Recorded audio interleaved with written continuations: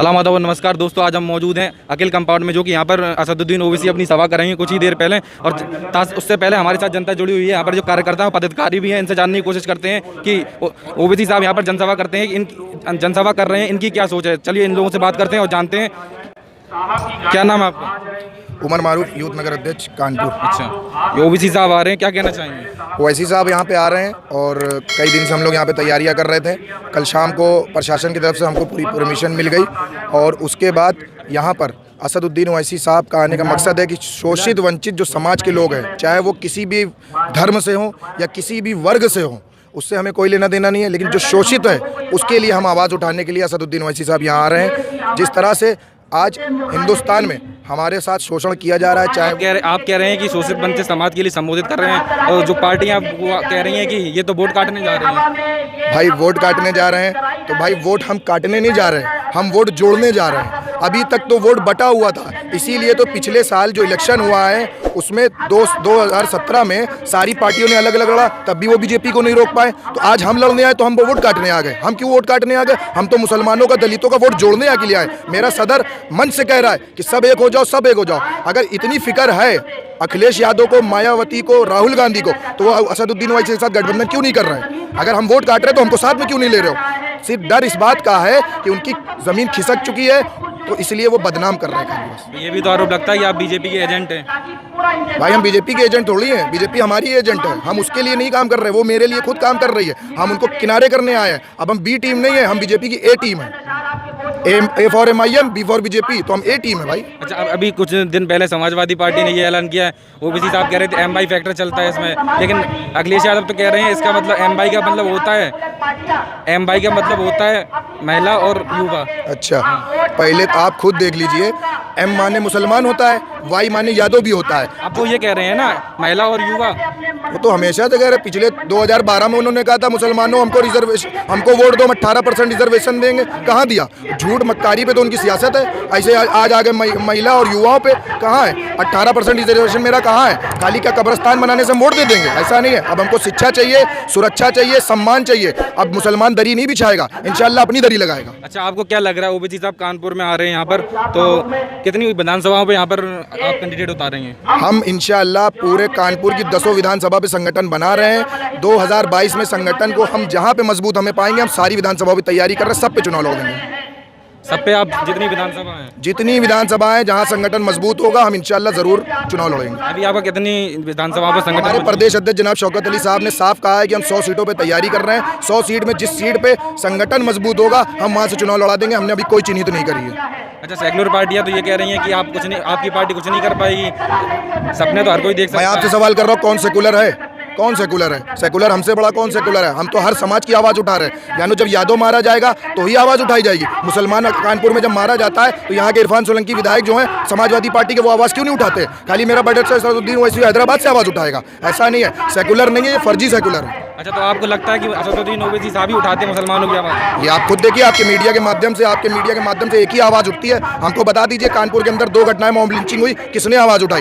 क्या अखिलेश यादव ने उठाई, या तबरेज जब मारे जाते तब अखिलेश यादव ने उठाई, या राहुल गांधी ने उठाई? सिर्फ असदुद्दीन ओवैसी साहब ही आवाज़ उठाते, चाहे वो पार्लियामेंट में उठाए, चाहे मीडिया में उठाए, चाहे सड़क पे उठाए। ये कोई फैक्ट वाली बात है, ऐसा नहीं है कि झूठ बोलने वाली बात। आप खुद जर्नलिस्ट हैं, आप खुद पता करिए कि कौन किसकी आवाज़ उठा रहा है। क्या लग रहा है उत्तर प्रदेश में इस बार क्या होने वाला है? इंशाल्लाह बहुत बड़ा खेल होने वाला है, और इंशाल्लाह हमारे कम से कम नहीं 50 से 60 विधायक बनने वाले। अब की हम सत्ता में बैठेंगे साथ में, हमारे बगैर किसी की सरकार नहीं बनने वाली। अमित शाह तो कहते हैं कि हम मजलिस वालों से डरते नहीं हैं, उन्होंने ऐसा बयान दिया हैदराबाद में। भाई मजलिस वालों से डरते नहीं है। देश का प्रधानमंत्री खड़े होकर हैदराबाद में कह रहा है कि मजलिस स्पीड ब्रेकर है। देश का प्रधानमंत्री खड़े होकर कह रहा है मजलिस यहाँ मजलिस स्पीड ब्रेकर है। जब देश का प्रधानमंत्री MIM से डर रहा है, देश का प्रधानमंत्री MIM से डर रहा, तो फिर किसकी बात करेंगे हम? उन्होंने तो ऐसा कहा है ना। क्या कहा है? कि हम मजलिस वालों से नहीं डरते हैं। हम भी तो कह रहे हैं हम बीजेपी से नहीं डरते, हम सिर्फ अल्लाह से डरते हैं। आप बताइए। हम भी तो कह रहे हैं बीजेपी से नहीं डरते, हम अल्लाह से डरते हैं। हम किसी से नहीं डरते, हम अल्लाह से डरने वाली कौम है। हम किसी से नहीं डरते। अच्छा, तो इस बार आप मुंह तोड़ जवाब दोगे?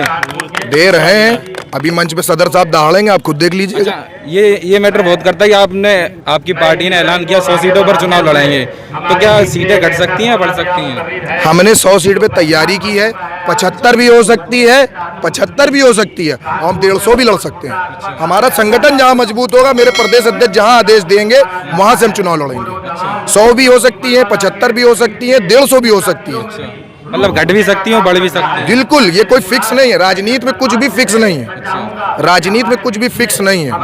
100 भी हो सकती है, 200 भी हो सकती है, 150 भी हो सकती है। अभी तो बहुत पिक्चर बाकी है भाई, अभी 6-7 महीना है। अच्छा, ओवैसी साहब कह रहे हैं कि हम अलायंस करने के लिए तैयार हैं, तो आपको क्या लगता है अलायंस हो सकता है समाजवादी और ओवैसी साहब का? अगर Samajwadi party, Congress party, BSP party सच में भाजपा को हराने में सीरियस है तो वो जरूर असदुद्दीन ओवैसी साहब के साथ गठबंधन करेगी। अच्छा, अगर सीरियस है तो।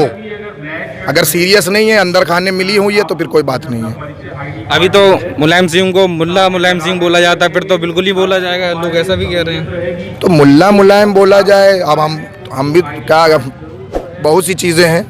बहुत से लोग कहते हैं कुछ ना कुछ तो उसका लक़ब दिया जाता है, लेकिन मुल्ला मुलायम थोड़ी। मुल्ला जो होता है, मुल्ला नमाज भी पढ़ता है, मुल्ला अच्छे से इस्तिंजा भी करता है। कोई आदमी 4 पत्ते चाट लोग उनको लक़ब दे दें तो उसको हम मुसलमान नहीं मानते। तो लोग कहते हैं कि मुलायम सिंह ने तो बहुत मुसलमानों की मदद की है। मुलायम सिंह ने अच्छे काम किए होंगे, नहीं किए होंगे क्योंकि हमने नहीं देखा, लेकिन हम आज की राजनीति पे बात करेंगे। आज मुलायम सिंह नहीं है, आज अखिलेश यादव हैं। अखिलेश यादव आपको मतलब लग नहीं रहा कि वो आप लोग की सहायता कर रहे हैं? अखिलेश यादव कहाँ मुंह लगा रहे, कह रहे हैं छोटे दलों से करूंगा। कब करोगे? जब एक दिन आखिरी टाइम आ जाएगा। अच्छा, तो आप हमारे चैनल के माध्यम से बताइए क्या क्या कहना चाहेंगे अखिलेश जी को? ओवैसी साहब, अखिलेश जी को क्या कहना? अगर वो सच में सीरियस है बीजेपी को रोकने के लिए तो इस पर विचार करे। असदुद्दीन ओवैसी साहब का जो भागीदारी संकल्प मोर्चा में जो हमारा साथ है, उसमें साथ ले ले। सीधी सी बात। अच्छा, तो अगर असदुद्दीन ओवैसी साहब अगर गठबंधन करते हैं तो क्या यहाँ पे सरकार बन सकती है? भाई जाहिर सी बात है, जब एक सीट जो है यहाँ पे, जैसे कैंट विधानसभा है, कैंट विधानसभा में 70% मुस्लिम हैं। अगर मुस्लिम बटेगा तो बीजेपी जीत जाती है, यही तो थ्योरी सबकी है ना। बीजेपी तो कहती है हिंदू मेरे साथ हैं। कहाँ हिंदू उनके साथ? 60% हिंदू साथ होता तो शरद सोनकर हमारा यहाँ का पार्षद ना होता। नहीं, बीजेपी कहती है 60% मेरा और 40% भी हिस्सा मेरा, 7% तो हम मेरा। भी तो कह रहे हैं भाई, 28% मुस्लिम मेरे साथ, 7% मुलायम मेरे साथ, फला सब मेरे साथ, सब तो मेरे साथ हैं। हमारे आज आप खुद सर्वे कर लीजिए, यहाँ कितने गैर मुस्लिम भाई हमारे साथ आए हुए हैं। सब के सब यहाँ पे हमारे एक शोषित वंचित समाज की जो आवाज़ उठाई जा रही है, यहीं पे एक सोचने समझने वाली बात है। शोषित वंचित समाज का कोई धर्म नहीं है। हम धर्म की राजनीति बिल्कुल नहीं करना चाहते। चलिए, धन्यवाद। ये महासचिव बताइए क्या कहना चाहेंगे? हाफिज सैयद मोहम्मद वसी, जिला महासचिव लखनऊ। मजलिस इत्तेहादुल मुस्लिमीन जो है पूरे मुल्क के अंदर जो मजलूम हैं, दलित हैं, पिछड़े हैं, मुसलमान हैं, इसको एक उम्मीद की नज़र से देख रहे हैं और बहुत बड़ी तादाद में लोग जुड़ते चले जा रहे हैं। अब अल्हम्दुलिल्लाह जो उत्तर प्रदेश के चुनाव आ रहा है, इसमें संगठन पूरी तरह से मजबूत है और पूरी तरह से तैयारी है, और आप देखेंगे कि हम अब की बार चुनाव में इंशाअल्लाह नतीजे चौंकाने वाले होंगे। चलिए, धन्यवाद। ये दोस्तों, हमने बातचीत की, लोगों से जानने की कोशिश की कि यहाँ पर ओवैसी साहब जनसभा कर रहे हैं और अपनी रैली को संबोधित कर रहे हैं, इस पर लोगों का क्या विचार था आपने इस वीडियो में देखा होगा। अगर आप हमारे चैनल पर नए तो चैनल को जरूर सब्सक्राइब करें और बेल आइकन को भी दबाएं। तब तक के लिए धन्यवाद।